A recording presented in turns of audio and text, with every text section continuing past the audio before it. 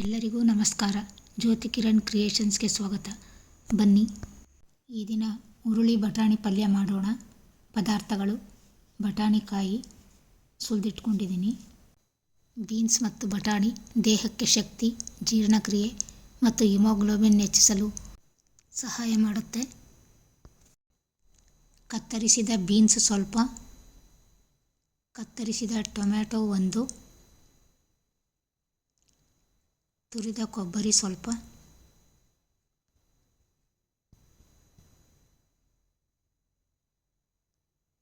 ಕತ್ತರಿಸಿದ ಕೊತ್ತಂಬರಿ ಸೊಪ್ಪು ಸ್ವಲ್ಪ, ಕತ್ತರಿಸಿದ ಈರುಳ್ಳಿ 1,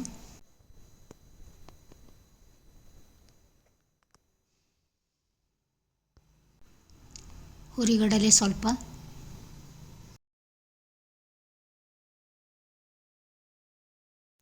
ಕಲ್ಲುಪ್ಪು ರುಚಿಗೆ ತಕ್ಕಷ್ಟು,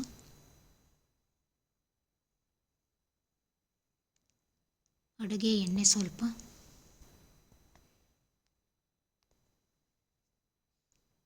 ಗಸಗಸೆ ಸ್ವಲ್ಪ, ಸಾಸಿವೆ ಒಗ್ಗರಣೆಗೆ,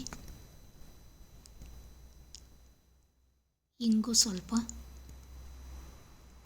ಹಸಿಮೆಣಸಿನಕಾಯಿ 4, ಲವಂಗ 4, ಚಕ್ಕೆ ತುಂಡು ಸ್ವಲ್ಪ, ಕರಿಬೇವು 1 ಎಸಳು.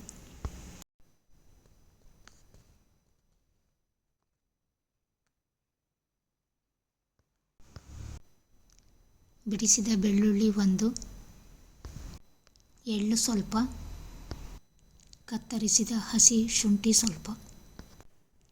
ಒಂದು ಮಿಕ್ಸಿ ಜಾರಿಗೆ ಹುರಿಗಡಲೆ, ಕೊತ್ತಂಬರಿ ಸೊಪ್ಪು, ಹಸಿ ಮೆಣಸಿನಕಾಯಿ,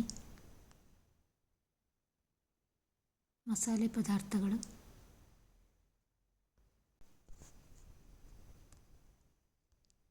ಕತ್ತರಿಸಿದ ಟೊಮ್ಯಾಟೊ,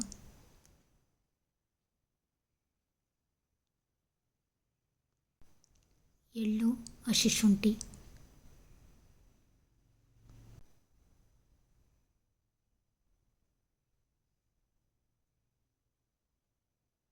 ಗಸಗಸೆ, ತುರಿದ ಕೊಬ್ಬರಿ, ಸ್ವಲ್ಪ ನೀರು ಸೇರಿಸಿ ನುಣ್ಣಗೆ ರುಬ್ಕೊಂಡಿದ್ದೀನಿ.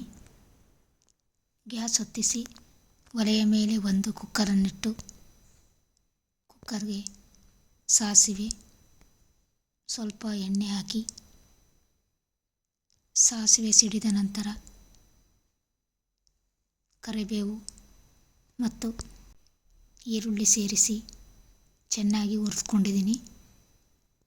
ಇಂಗು ಸೇರಿಸಿ ಬಟಾಣಿಯನ್ನು ಹಾಕಿ ಮಿಕ್ಸ್ ಮಾಡಿದ್ದೀನಿ. ಬಟಾಣಿಯನ್ನು 2 ನಿಮಿಷ ಫ್ರೈ ಮಾಡಿದ್ದೀನಿ. ನಂತರ ಬೀನ್ಸನ್ನು ಹಾಕಿ ಚೆನ್ನಾಗಿ ಫ್ರೈ ಮಾಡಿದ್ದೀನಿ. ನಂತರ ಉಪ್ಪು ಸೇರಿಸಿ ರುಬ್ಬಿಟ್ಟುಕೊಂಡ ಮಸಾಲೆಯನ್ನು ಹಾಕಿ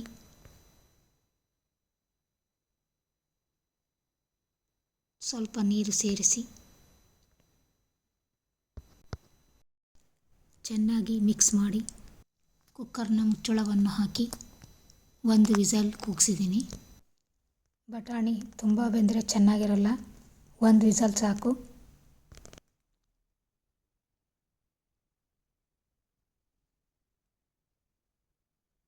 ಕುಕ್ಕರ್ ತಣ್ಣಗಾದ ನಂತರ ಲಿಡ್ ತೆಗೆದರೆ ರುಚಿಯಾದ ಹುರುಳಿ ಬಟಾಣಿ ಪಲ್ಯ ರೆಡಿಯಾಗಿದೆ.